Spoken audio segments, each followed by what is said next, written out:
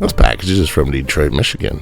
Thank you, Mr. Ian Harding, as he sent over some of his fully refurbished spare PC parts for free. That's extra horsepower for free. I can't wait to see what's in this box and put it to some good use. Ian is a buddy of mine. He's a landscaper by trade, but in his spare time he's a PC gamer, builder, modder, and we're frequently checking each other just to see what each other's doing in the used tech market. Wow, this is better packaging than anything I ever bought off eBay. Whoa, what do we have here, my friends? This dude looks freaking serious, huh?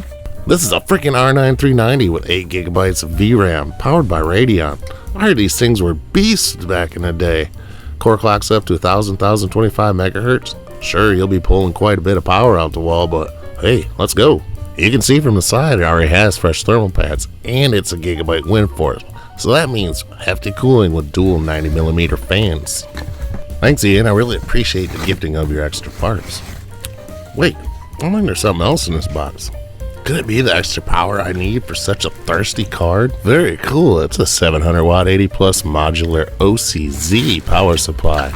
That's fantastic because I know now what I might be able to use it in. You may remember a short while back, I bought an old Alienware desktop and I fixed it up with parts I had laying around at the time. Well, if you don't, the card was a GT1030 and the power supply was a shady 500 watt RGB. After replacing the power supply and card, I'm curious what this old X5690 Intel Xeon has to say about all this. He is a cool 130 watt juice sipper with 6 cores and 12 threads. Guys should just load some drivers and take this newfound power for a spin.